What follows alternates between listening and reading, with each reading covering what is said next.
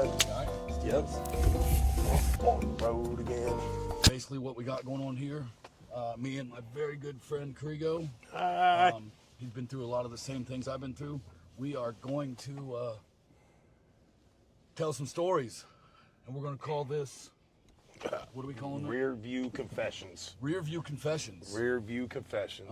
So the plan is to make a lot of episodes. We're going to keep it rolling. We're going to keep doing this, and hopefully it turns into something good. So check it out.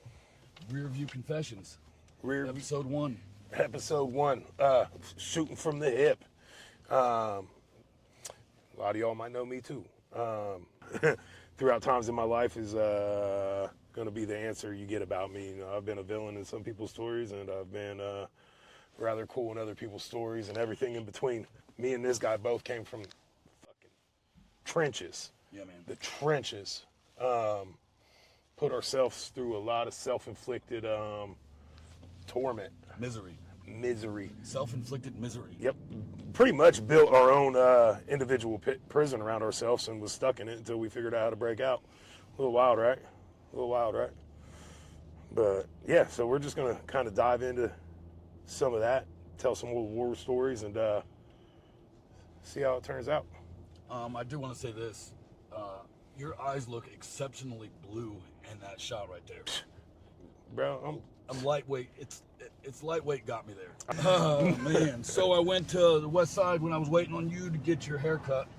I pulled over to some good friends, man, some very good friends. And went inside, and we got to talking. They said they were real happy for me. I got clean, all that good stuff. And they said the last thing they heard about me was I was running around the hilltop many years ago, and I was about to lose my foot, and instantly that story came back. We were, me and a girl from back up north came down here, and we ended up at this house. I don't know how. We had a rental, she rented a car, and we ended up at this house, and, there's 20 other people there, and everybody's strung out, and everybody's just junked out. We're there for a few days, doing whatever we have to get some dope, stealing and all that good shit. And me almost losing my foot, I just remember it being late, and I'm spun out bad. I don't know how many days I've been up. And, all of them. Yeah, all of them. And I go out walking. For some reason, I'm walking the neighborhood, probably to try to find something to steal. And I didn't have any shoes on, no socks, barefoot. Oh, it's rugged on the west side, bud. And for some reason, I stubbed my toe on the curb, like, terribly, and my whole toenail came off, ripped half of my big toe off, and I was just blood all over, like, leaving a blood trail everywhere I walked. And I don't even know what time of the day this was. I don't know any of it. All I know is it was just a mess. It turned into a rotten infection. Old gangrene ass toe. Yeah, and then same place, same week, we ended up back at that house, me and that girl, and somebody in the house convinced us, they're like, hey man, we'll give you $100 worth of dope, you let us use that car. And she's like, sure. I'm like, hell yeah, give them the keys. And they take off and never come back with it. And it was a rental. We waited there for 2 weeks, like, it's on week 3. And, they're going to be back anytime. They're going to be back anytime. I'm like, babe, they're going to be back. Just chill. And sure enough, like 3 weeks into it, they don't come back. And it turns into a whole mess. And I don't know where it went from that. I just know it was a fucking mess, man. It was a nightmare. So just randomly as you're telling your story, and I don't think there's no correlation into your story of the memory that just popped into my head, but it's a West Side memory. This was summertime of 2012, and I had decided it was a great idea to attempt to sell the drug that I was addicted to, which was heroin, and it started off really cool, just like most of these endeavors usually do. I had all these big hopes and aspirations and dreams, and knew that I was just gonna make it, and everything was sweet. So, anyways, I had a spot down in the bottoms that I was operating out of, and I would rest my head there sometimes, but a lot of the other times I would go, and the woman that I was seeing at the point in time, we'd go rest our head up there at her house, and then I'd commute back in the morning to the spot so I could take care of business. And this is back in 2012, mind you. So there was no iPhones and this and that. Like smartphones weren't a thing. People had cell phones. I had two at the point in time, and I thought I was really slick with having two. One of them was a BlackBerry. One of them was a BlackBerry. And so I had like the burner phone, and I had the BlackBerry. And I wasn't really privy on saving people's names and the numbers back then. But I got to memorizing, like, certain people would call from certain area codes and this and that. And I used to have these one people that would call or text every morning from a 937 area code. And they were the only ones that was reaching out to me from a 937 area code. And I wake up, not at the spot, overslept. And I have a missed call from this 937 area code. So I get to making my text rounds, letting everybody know I'm running a little bit late. But the text I was sending out was like, yo, just woke up, everything's good, I'll be at the spot in an hour. And I send this text out, boom, boom, boom, boom, boom. And I don't hear back from that 937 number. And I get all the way down to the spot, and we're about halfway into the day, and they never showed up either. And I just figured, what it is, that I was a little too late, and they went somewhere else. Because when that need is needed, they're going to go find the supply. So anyways, about halfway through the day, I get a phone call from that 937 area code, and I think it's them. So I answer. My exact answer is, "What up?" And all I hear is, "Mr. Krigo." And I was like, yeah, who's this? He said, this is Officer Lease, your probation parole officer out of Marysville. I've been trying to get a hold of you. What was this text message you sent me? Everything's good. I'll be at the spot in an hour. Holy shit. I was like, holy shit is right. And he said, listen, we need to see each other. I've been trying to link up with you. I said, well, you're gonna have to keep on trying, because that's where we're at. So catch me when you can. And I hung up. And boy, I tell you what, like, you ever have those situations where you just feel like your whole insides go empty instantaneously? Oh yeah. That was one of those. I felt like my heart stopped beating. I felt like the world stopped spinning. I felt like even the birds stopped chirping. And it was just me and this parole officer on the phone, and we were the only two people in existence in the entire world. And that lingered with me for quite some time. He didn't end up talking to me ever again until November of that same year. I successfully made it from like June till November before I got arrested, and then he came to see me while I was in jail. But that was a wild encounter, and that story and memory just popped into my head while you were talking. Kind of like when you accidentally send a pic to one of your buddies, and that's not who you're supposed to send it to. I love how you frame that as an accident, bro, because I know you do that. I know you do that unaccidentally. I sent a picture of my wiener to a guy from work. He wasn't even my buddy, man. He was a contact on my phone because we were working together. Wrong guy.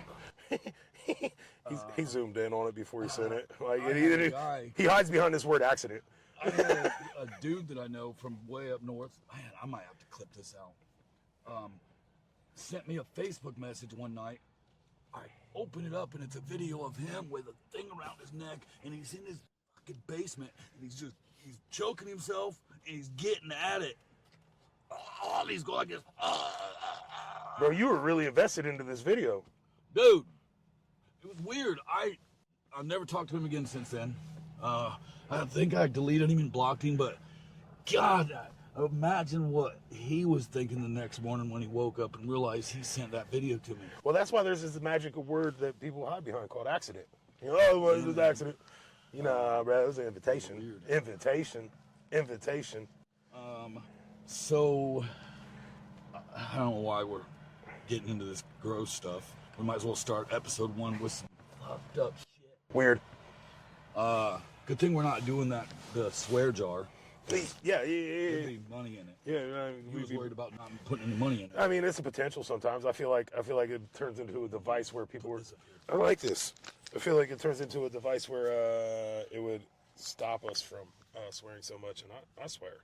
So have fun with the editing. So one time I came across a large amount of money and this is back when we were all going to see the Mexicans.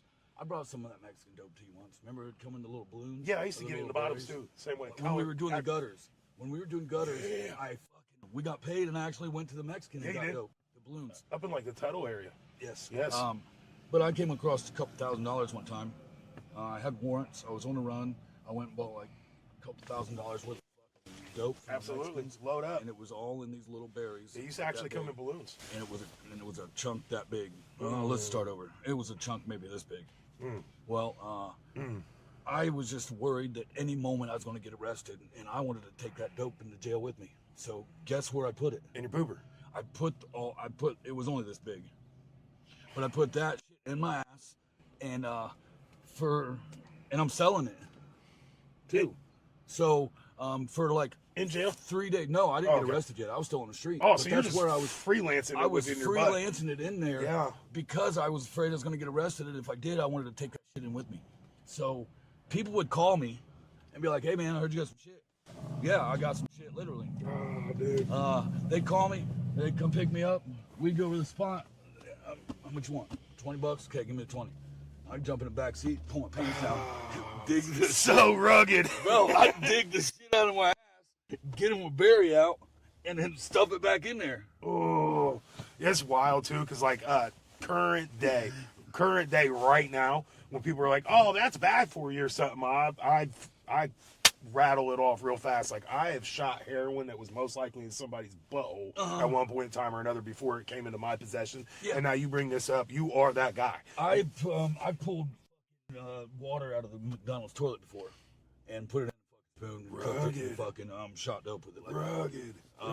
I know a girl who spit in her spoon, put the dope in there and cooked it, and then shot that, and she ended up getting her whole arm infected, and they had to like cut her open and scrape the infection Absolutely. out. Yeah, you're not using her own supposed to. spit. That's disgusting. I've used snow, pulled the snow out. I've used muddy water. I've used it all. I used strawberry flavored water one time. Ooh. We were walking, and it was about this time of year. It was like February, maybe January, and it was me and 3 other people walking, and it was nighttime. We were on the west side, and we actually stopped at the marathon where I came and met you earlier, right there at Hagen Broad, and we stopped in there and got something to drink because we'd been walking for about 40 minutes and this and that, and then we scored, and nobody thought to get a regular ass bottle of water. You know what I mean? And one of the 4 of us had this bottle of strawberry water, like flavor, strawberry flavored water. And I used that, and right there in the middle of Richardson and I think Wicklow, out underneath a street light, right there in the middle of the hilltop, it was nighttime. I went ahead and did that up right there using the street light as my light source, and it tasted just like strawberries. When you could taste it after. Oh, absolutely, like instantly. Instantly. Did it burn or nothing like that? No burn. No burn. I had somebody sell me actual, bath salt, like the bath salt you put in your bathtub. Yeah. It looks like meth. Yep. Somebody sold me that one time, and I crunched it up and shot it up, and I never felt such pain in my life. I bet. It just instant burn. I could just feel it burning through the veins. Yeah, because that's an actual salt. That's an actual salt. I don't know what it was, but I shot it up. Bath salts is a wild one. I throughout my using life, I was a drug connoisseur.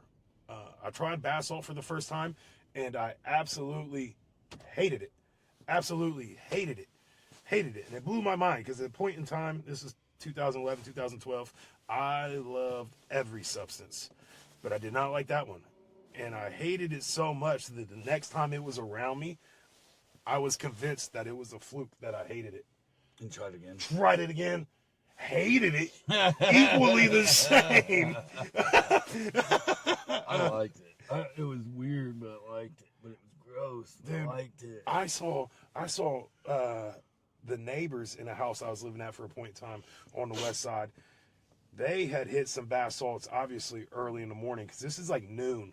Okay, and they're running around on the outside of their house, hiding behind cars parked on the streets, throwing bricks at the windows of their house and knocking them out because there was people in their house and they couldn't get them out. There was nobody. Them bath salts grabbed a hold of people and did crazy things. Lacey's baby dad, when they lived up there in the up north part of town, he lived in the other apartments. he stayed there for a while, and then the bath salt thing came around, and I ended up at his house somehow in the basement with him and his old lady, and she would get so tweaked out. It'd just be the three of us there for days, snorting bath salt or smoking it or whatever. And she was convinced that up in the attic, he had girls hiding in the attic. And she would like yell up the fucking basement steps, like, I know you bitches are up there. And we're like, dude, there's nobody up there, you know, and she's convinced that he's got women hiding in the fucking attic. Yeah. Because she's so spun out on this bath salt. I've seen it in other people. I've never had it happen to me. I mean, that's drug-induced psychosis is what's happening there. So we're going to fast forward to in 2022. I've only been sober since the end of 2022. In 2022, a buddy hit me up, and he was like, hey, man, if I grab some stuff, can I come over? And I'm like, absolutely. Yes. You're like an angel right now. You know what I mean? I don't even have to get nothing. So we were doing cocaine, and we were doing intravenous cocaine. That was my shit in 2022. And so he shows up, and when he shows up, he looks like he's seen a ghost. And I'm like, oh, he's already spun. This is vastly different from 20 minutes ago when I talked to him on the phone, right? So he gets out and he comes in, and I'm like, oh, what's up, dude? Da, da, da, da. And he is just locked up, looking noited. And I'm like, man, what's wrong? And he was like, who else you got here? And this is just my place. And I'm like, it's just me, dude. It's just me. He was like, look me dead in the eye, serious as a heart attack. I don't believe you. And I was like, all right, well, what do you want? You want to take the tour? You know what I mean? He said, yes. So we proceeded to walking him through my place and showing him every room and closet and this and that. And then we proceeded to getting high.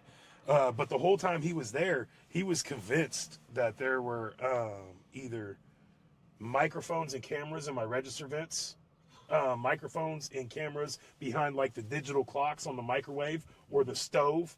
And he kept recycling through that his ex-wife was just gonna pop up, and absolutely terrified of it. We had to make a trip to go get some more stuff, and he was like, I mean, we're an hour and a half into him being just absolutely bugged out. That's kind of weirding me out, blowing my buzz. But he was like, here, I'll drive, and I said, well, no. No. I said, if you want to drive, you can follow me, and we'll take two different vehicles. But I'm putting my life in my hands here. And he said, all right, yeah, we'll take two different vehicles. And I shit you not, we made it about 4 minutes away from my place. And he called me from his vehicle and was like, hey, can I park this and get in with you? I was like, absolutely, absolutely. But then the whole ride there, too, we were in a big truck like we are now, and I had a bed cover on. He was swearing up and down that I had somebody hiding in the bed of my truck. You know, that psychosis kicks in, and it's on, bud. Oh, that's what Coke does to me. Coke would do, especially when I shot it. Coke would make me like that, man. Coke will have me freaking out that something's in the vent. Not me. And I go in a motel and would do it, and I'm convinced that the motel has cameras in the goddamn vents, and it just freaked me out. You know what blows my mind about people that go into instantaneous psychosis like that? They're always instantaneously convinced that like the highest form of government is after them. Why would they care? Yeah. Why does the government care about little old me? Yep. They don't give a Yep. fuck. Hey, the CIA's come to get me, bro. They're outside right now. Like, bud, you just fucking 20. So let me just touch on something real quick. Just to recap on what we got going on here. Me and my amazing sober friend, Mr. David Krigo, we're starting our own traveling podcast. We're going to be doing it from inside this truck like this. We're calling it what? Rear View Confessions. We're calling it Rear View Confessions. And as you can see, it's just going to be us, man, having a good time, bringing back old memories of just shitty times that we've been through. We want you to know that we do not condone any of this behavior that we're speaking about. We are 100% against all of this. Next month, I'll be 6 years sober from meth and heroin and cocaine. December 19th, 2022, I've been 100% sober. No drinking, no pot, no nothing since. Continuous sobriety. And so, we could talk about all these stories and situations, which we have a lot of them. I spent the better part of 20 years of my life under the influence of something or another. And it might seem like we get really excited, which we do. when we're talking about these, but these are memories that are like embedded in my head, and In like my head, too. as we're talking about these memories, I can watch it play out like a movie. Like I still remember every bit and piece about it, and I have a personality where I'm naturally energetic and whatnot. But me and him both big personalities, a lot of life experiences, good or bad, and that's why we decided to collab and do this. And yeah, no, in no way, shape, or form, while we're recanting any of these stories, do I suggest anybody go out and try anything that I've tried. Absolutely not. Terrible idea. Terrible idea. And anybody who has lived a likewise life or relates to what we're talking about will co-sign that. It's a terrible idea. Terrible idea. But these trials and tribulations that we tell in these stories are collectively what got us to where we're at now and gave us the knowledge of life that we have now. Yeah, rear view confessions. Remember that. We're going to do some things. We're going to post about once a week on YouTube. We're going to be posting clips on TikTok. We're going to be on Instagram. We're going to do some big things with it. So we hope y'all stick with us, and we hope you hit the like button and the subscribe button and all of that cliche shit.